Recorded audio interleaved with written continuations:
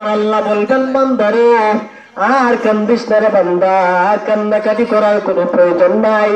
আমি আল্লাহর মায়া মোহাব্বত আছে তোমাকে পবিত্র করানোর জন্য। আমি তোমাকে জাহান্নামের আগুন দিয়ে তোমাকে আমি পুরিয়া অন্তরে যা গুনাহ আছে সব ময়লা পরিষ্কার করি। দুনিয়ার উদাহরণ শোনেন আল্লাহর বান্দারা।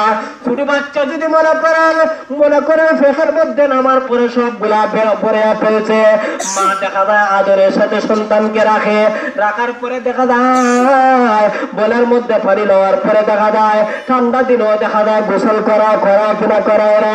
সন্তান কিন্তু কান্নাকারি করে। উপস্থিত সময়ে ওই কথাটা প্রশ্ন আবার দেখছে আল্লাহর বান্দারা। ওরা আল্লাহর বান্দারা জানিয়ে রাখো, ওই উদাহরণটুকু উপস্থিত সময় বের হয়ে আসছে। আল্লাহর বান্দারা জানিয়ে রাখো, ওই সময় সন্তান যদি কান্নাকাটি করে এমনি মা তখন ডাকতে বলে পাবে আর কাঁদিস না রে বাবা। মাথার মধ্যে হাত দে, পায়ের মধ্যে হাত দে, বৌত করে তারপরে সন্তান কান্নাকাটি করে।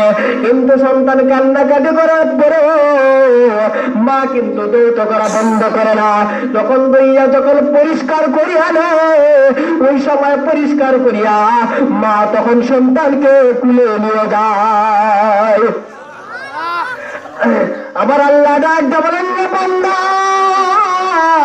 আর কান্দিস না বান্দা, দুনিয়ার জমিনে তুমি সুদ খেয়েছিলে, দুনিয়ার জমিনে ঘুষ খেয়েছিলে, দুনিয়ার জমিনে মসজিদের বিরুদ্ধে কথা বলেছিলে, দুনিয়ার জমিনে যদিও তুমি মুসলমান মসজিদ মাদ্রাসার বিরুদ্ধে কথা বলেছে, দুনিয়ার জমিনে ইমাম সাহেবদের বিরুদ্ধে কথা বলেছিলে, হুজুরদের বিরুদ্ধে কথা বলেছিলে।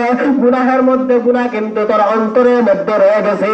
আল্লাহর বান্দারে ওই সমস্ত গুনাহের ময়লাগুলা পরিষ্কার করার জন্য আমি আল্লাহ তোকে জাহান্নামের মধ্যে নিক্ষেপ করিয়া পবিত্র করিয়া আমি আল্লাহ তোকে জান্নাত দান করব।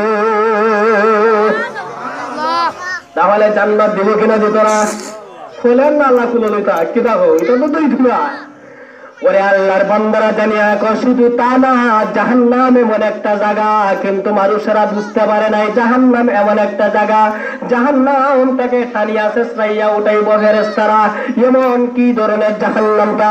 ও আল্লাহর বান্দারা, ইউতাবি জাহান্নাম ইয়াউমাইদিন লাহা সাবুনা আলফা জিমাম মা কুল্লি জিমামিন সাবুনা আলফা মালাকিন তাজুন্নাহা।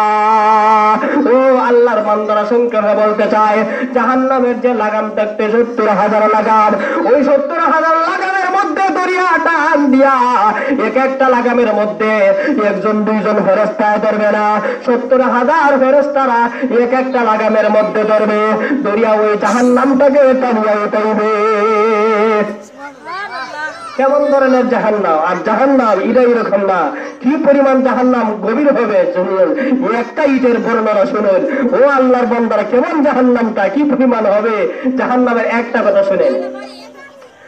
ওরে আল্লাহর বান্দারা, জাহান্নামের প্রাচীরটা হবে অনেক উঁচা ধরনের প্রাচীর হবে, ওয়ালটা হবে অনেক উঁচা।